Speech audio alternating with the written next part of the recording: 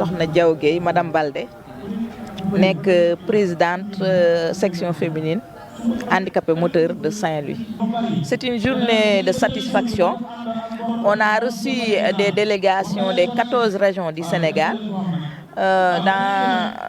qui sont venus au titre de l'association Handicap Ca Kanam.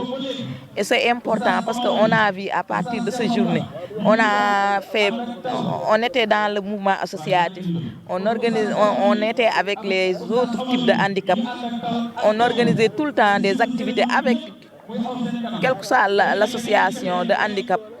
On travaille toujours pour on a toujours eu le même objectif, c'est-à-dire améliorer les conditions de vie des personnes en situation de handicap. Mais l'originalité de cette association, c'est que c'est typiquement religieux. Mais non seulement c'est religieux, c'est une association solidaire. Parce que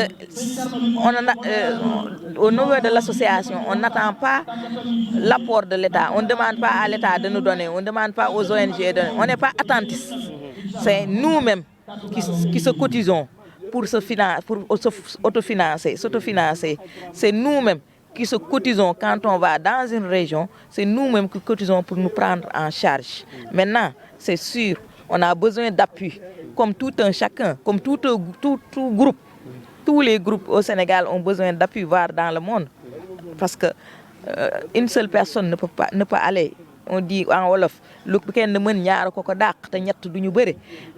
on a besoin d'appui. Mais avant de demander quelque chose aux autres, en tout cas nous y sommes. On est en train de travailler, on est en train de s'entraider, on est en train de s'autofinancer, de se cotiser pour se financer. On est en train de faire des activités génératrices de revenus. Et là, vraiment, c'est l'originalité de l'association Handicap Ca Kanam. Donc on est fiers de les recevoir à Saint-Louis. Et en tout cas, c'est toute une fierté pour moi, mais aussi au nom de toutes les personnes en situation de handicap de Saint-Louis. Oui, les difficultés, ce sont toujours les mêmes, c'est-à-dire des difficultés d'accessibilité. À Saint-Louis, on n'arrivait pas, depuis 3 mois, on était en train de chercher un lieu, une place publique ou une place privée qui peut contenir autant de personnes, qui peut contenir une manifestation nationale pour des personnes en situation de handicap. Tous les lieux qu'on a visités ne sont pas accessibles. Soit c'est l'immeuble qui n'est pas accessible, soit c'est au niveau de l'immeuble où il n'y a pas l'accessibilité, que ce soit les chambres, les toilettes et autres et autres.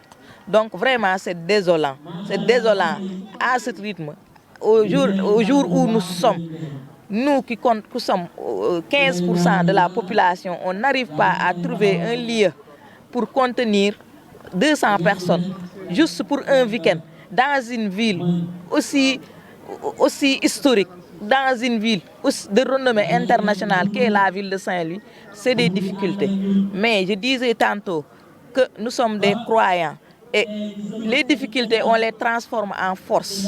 Ce sont des difficultés, on les a transformées en force. Donc on s'est adapté, mais on fera de notre mieux pour que les conditions s'améliorent. Pas pour nous, mais pour les générations futures.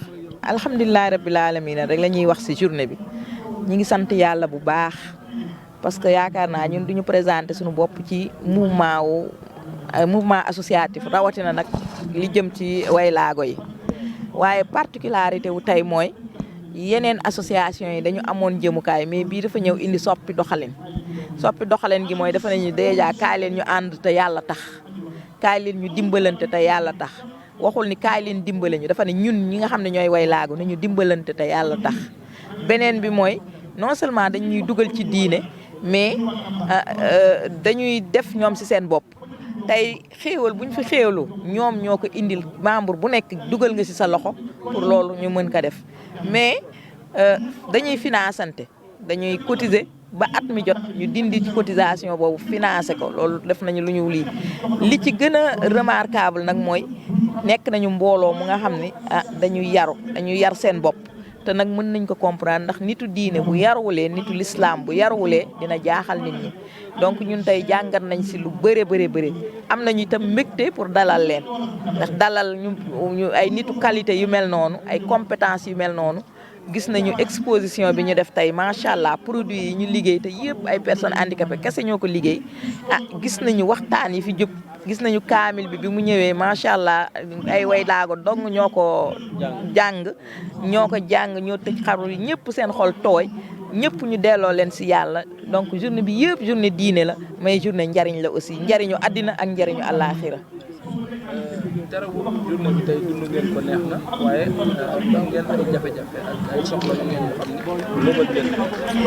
waaw fii ci Ndar soxla yi ñuy mébét rek mooy toujours mooy problème mu accessibilité ndax tey bi ñuy waajal journée bi da sonn nañ trop pour am place bi nga xam ne képp kuy way laagu daa fa mën dugg mu jàppandal nga mën dugg mën fa nekk tranquillement mën fa def sa soxla ba pare génnaat donc loolu nekk na jafe-jafe si Ndar pour nga am place bu accessible nga mën fa dugal mbooloo lu jafe la looy dox ay weer mooy loolu donc loolu nekk na jafe-jafe yeneen jafe-jafe yi si des nag ñun dañuy wax ne rek dañu gëm yàlla te rawatina organisation bii ñëw dafa ne nañ leen def si yàlla nañ def ñu xëcc ndax si ngir yàlla kon ñun lu ñu dal rek dañ koy nangu mooy nangu nañu laago gi te tamit du tax ñu tëdd nelaw kon du jafe-jafe bi dañ koy mujj jël def ko force donc ñun way laago yi dañuy war a di jàppalante suñu bopp waruñu xaar ñu jàppaleñ dañu war tamit di liggéey parce que du dama nekk handicapé rek damay tëdd ci kër ga